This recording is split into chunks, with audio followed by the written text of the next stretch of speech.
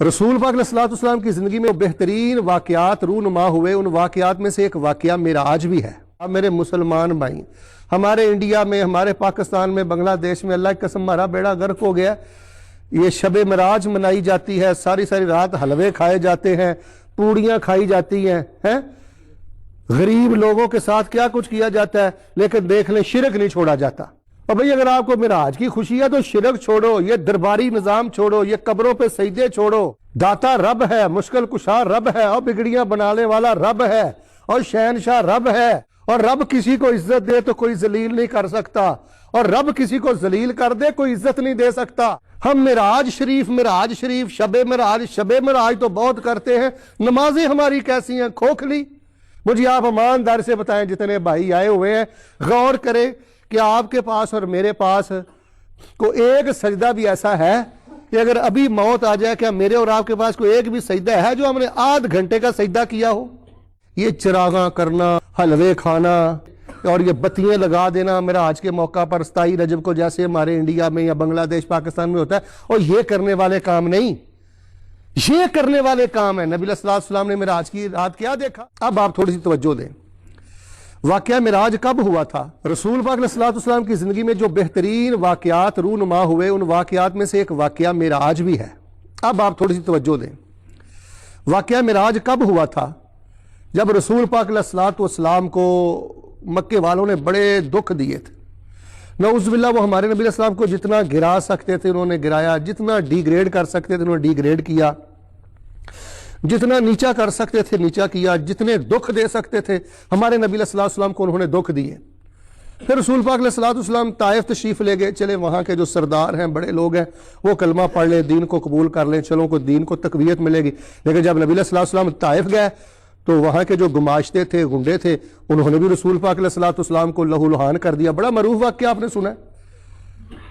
تو اب مکے جب نبی علیہ السلام واپس آ رہے تھے تو ظاہر ہے مکے والے اور دلیر ہو گئے تھے کہ طائف گئے تھے، اپنی دعوت لے کر، کسی نے بات تو سنی نہیں ہے۔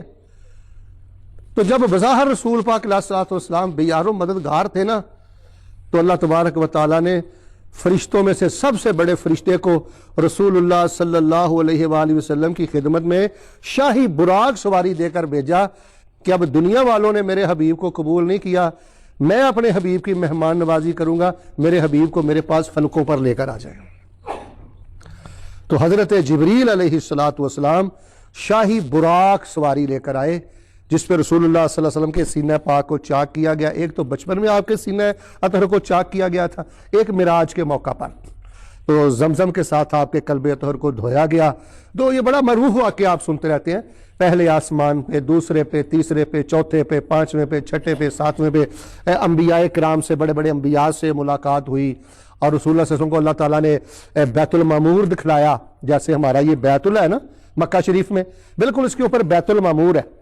تو پوچھا گیا جی یہ کیا ہے؟ فرمایا یہ اللہ کا گھر آسمانوں پر ہے جس کے فرشتے طواف کرتے ہیں، اور روزانہ 70,000 فرشتہ اس کا طواف کرتا ہے، اور جو فرشتہ ایک دفعہ طواف کر لیتا ہے پھر کبھی بھی اس کی دوبارہ باری نہیں آتی، اور یہ طواف کا سلسلہ جاری رہتا ہے۔ آپ کو جنت کے مناظر دکھلائے گئے، جہنم کے مناظر دکھلائے گئے، سدرۃ المنتہا تک نبی علیہ السلام پہنچے۔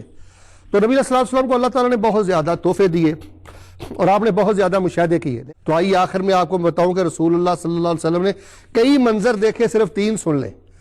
سبحان الذی اسری بعبدہ لیلا من المسجد الحرام الى المسجد الاقصى الذی بارکنا حولہ لنریہ من آیاتنا انہ هو السمیع البصیر۔ ایک منظر نبی علیہ السلام نے دیکھا، یہ کان کھول کے حدیث سن لیں، یہ چراغاں کرنا، حلوے کھانا، ادھر دیکھیں، اور یہ بتیاں لگا دینا معراج کے موقع پر 27 رجب کو، جیسے ہمارے انڈیا میں یا بنگلہ دیش پاکستان میں ہوتا ہے، اور یہ کرنے والے کام نہیں، یہ کرنے والے کام ہیں۔ نبی علیہ السلام نے معراج کی رات کیا دیکھا کہ کئی لوگ تھے یخمشون وجوہہم وصدورہم، کہ ان کے ناخن تانبے کے تھے، ادھر دیکھیں، ناخن تانبے کے تھے، اپنے چہروں کو چھلنی کر رہے تھے، سینوں کو چھلنی کر رہے تھے، پورا ان کا وجود لولوان تھا۔ پوچھا من ہاؤلا یا جبریل، آپ علیہ السلام نے فرمایا یہ کون بدبخت ہیں جبریل جن کے ناخن تانبے کے ہیں اور پورا جسم انہوں نے لولوہان کر لیا۔ فرمایا الذین یقعون فی اعراض الناس ویاکلون لحوم الناس، یہ وہ لوگ ہیں جو لوگوں کی عزتوں پر حملے کرتے تھے اور لوگوں کی غیبتیں کیا کرتے تھے۔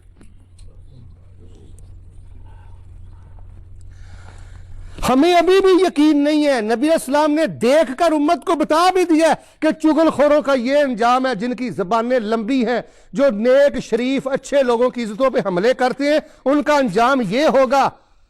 پھر بھی دیکھ لیں ہمارا معاشرہ غیبت کی لپیٹ میں ہے، ہم کسی بات کی تحقیق نہیں کرتے، ایک سیکنڈ کے لیے نہیں رکتے، اور دیکھ لیں جو بندہ دنیا میں کسی کی عزت کے درپے ہوتا ہے اس کا جہنم میں حشر یہ ہوگا کہ اللہ پاک اس کو تانبے کے ناخن دیں گے، وہ اپنے منہ کو بھی چھلنی کرے گا اور اپنے سینے کو بھی چھلنی کرے گا۔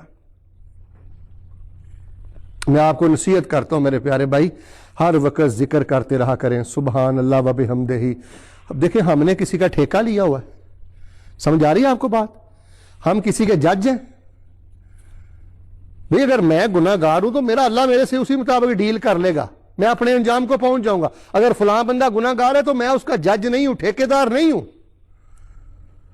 مجھے اپنا اب دیکھنا ہے۔ پھر رسول پاک علیہ السلام نے کیا دیکھا؟ آپ علیہ السلام نے دیکھا ایک بندہ نا خون کی نہر میں تیر رہا ہے اور اپنے منہ میں نا پتھر ڈال رہا ہے۔ پوچھا یہ کون ہے؟ بتایا گیا یہ بندہ سود خور تھا، سود پہ پیسے لیتا تھا، سود پہ پیسے دیتا تھا۔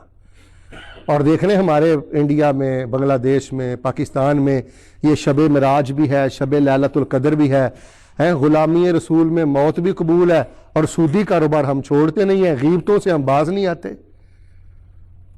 پھر رسول پاک علیہ السلام نے فرمایا کئی لوگ تھے کہ ان کی زبانیں کنچیوں کے ساتھ کاٹی جا رہی ہیں۔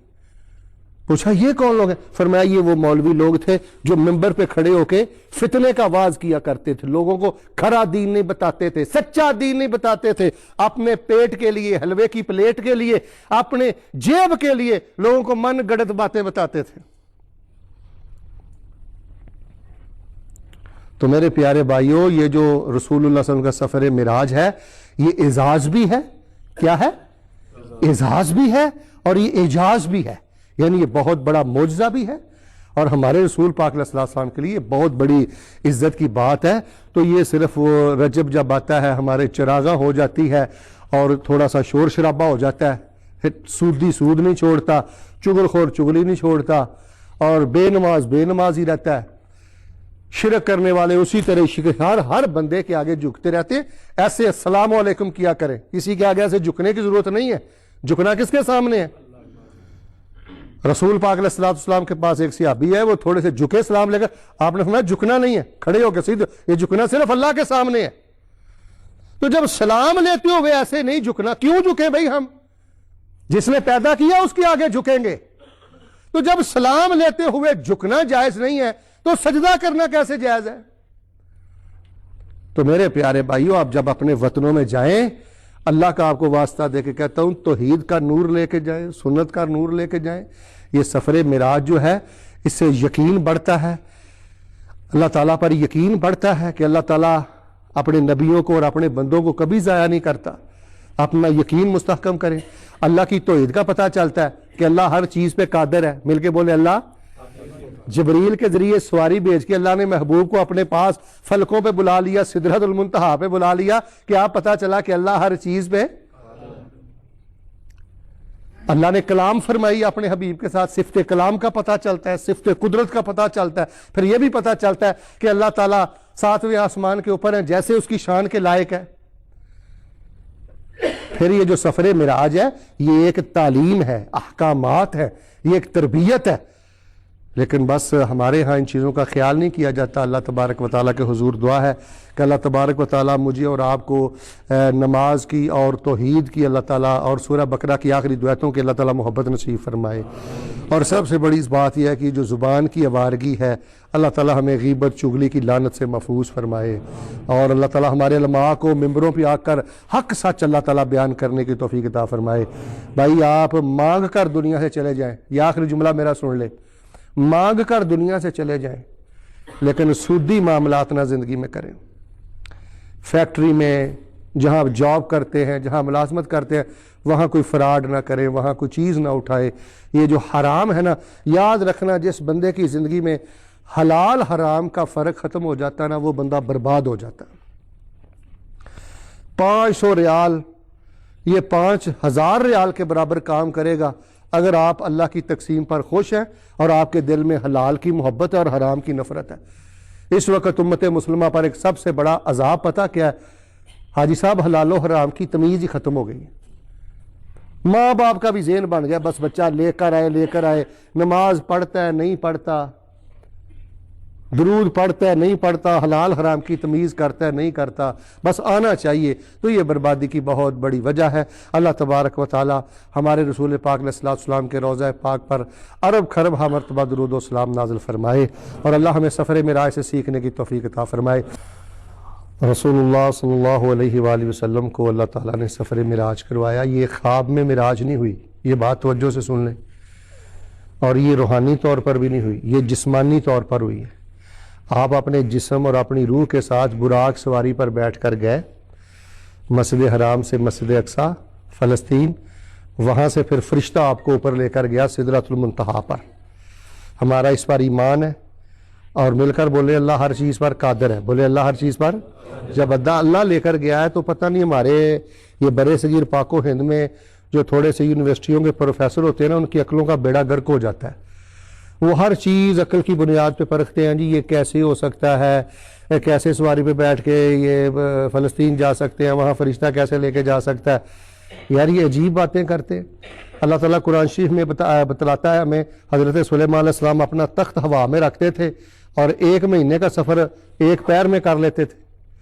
1 دن میں 2 مہینوں کا سفر اگر حضرت سلیمان کر سکتے ہیں اپنا تخت ہوا پہ رکھ کر، تو کیا ہمارے نبی علیہ السلام براق پر معراج پہ نہیں جا سکتے؟ فلسطین میں نہیں جا سکتے؟ یہ کون سی ایسی بات ہے؟ تمہارے کئی پروفیسر اور دنیا دار یہ کالجوں کے لوگ جب دین پڑھتے ہیں تو یقین کریں دین کی روح کا ستیہ ناش کر دیں۔ یہ عقل پرست لوگ ہیں، عقل پرست لوگ ہیں۔ اللہ تعالیٰ کے جو معجزات تھے جن کا نبیوں پہ ظہور ہوا، ان ظالموں نے سارے معجزات کا انکار کر دیا، جی عقل نہیں مانتی، عقل نہیں مانتی۔ یہ وہی جو قریش مکہ کہتے تھے نا، مذاق اڑاتے جب نبی علیہ السلام معراج سے واپس آئے، وہ نہیں مانتے تھے۔ لیکن حضرت ابوبکر صدیق رضی اللہ تعالیٰ عنہ کو جب پتہ چلا تو انہوں نے فرمایا کہ اگر یہ بات میرے نبی علیہ السلام نے کہی ہے تو سارا جہان جھوٹ بول سکتا ہے، میرے نبی علیہ السلام کے سفر معراج میں کوئی شک ہو سکتا؟ بھئی آپ صدیقی بنے۔ اگر کہیں کو قرآن کی آیت سمجھ نہیں آپ کو آتی تو یہ سمجھ کا قصور ہے، حدیث شریف صحیح سمجھ نہیں آتی تو یہ عقل کا قصور ہے۔ اور یہاں پر ایک یہ بھی بہت ضروری بات ہے کہ رسول پاک علیہ السلام کو اللہ تعالیٰ نے بڑی بڑی نعمتیں دکھلائیں، جنت کی نعمتیں دکھائیں، بعض جہنم کے مناظر دکھائے، اور بیت المعمور دکھلایا، 4 نہریں دکھائیں، حضرت آدم سے لے کے حضرت موسیٰ تک انبیاء سے ملاقات ہوئی۔ بعض لوگ یہاں تک مبالغہ کرتے تھے کہ رسول اللہ صلی اللہ علیہ وسلم اللہ تعالیٰ کے ساتھ بغل گیر ہوئے، اللہ تعالیٰ کو ان آنکھوں کے ساتھ دیکھا۔ تو ماں عائشہ کی روایت بخاری شریف والی ذہن میں رکھا کریں۔ اب میں عائشہ صدیقہ فرماتی ہیں صحیح البخاری میں، یہ قرآن شریف کے بعد بخاری شریف ہے حدیث کی کتاب، وہ فرماتی ہیں کہ جو بندہ یہ کہے گا نا کہ نبی علیہ الصلوۃ والسلام نے ان آنکھوں کے ساتھ معراج کے موقع پر اللہ کو دیکھا ہے، فرمایا اس نے اللہ تعالیٰ پر سب سے بڑا جھوٹ باندھا ہے۔ پھر کوئی کہتے ہیں جی آپ جوڑوں سمیت اپنے جوتوں سمیت چلے گئے عرش پر۔ عرش پر جانا بھی ثابت نہیں ہے۔ سدرۃ المنتہا یہ ذہن میں رکھیں کہ بھیری ہے 7ویں آسمان پر، ایک روایت میں آتا ہے 6ٹھے آسمان پر، اس کی جڑیں 6ٹھے میں ہیں لیکن وہ ہے 7ویں پر۔ یہ آخری سٹاپ ہے، اس سے آگے کوئی فرشتہ کوئی آگے نہیں جاتا۔ آگے اس شہنشاہ کی شہنشاہی ہے، وہیں سے اللہ تعالیٰ فرشتوں کو آرڈر حکم دیتے ہیں۔ تو ہمارے ہاں برے صغیر پاک و ہند میں بڑی جہالت ہے۔ یار دین پڑھا کرو، واللہ قرآن شریف پڑھا کرو، حدیث شریف پڑھا کرو۔ اس ملک میں سمجھتا ہوں سب سے بڑا جو لے کر جانے والا خزانہ ہے نا، وہ توحید کا ہے، وہ سنت کا ہے، وہ قرآن شریف کا ہے۔ اور آخر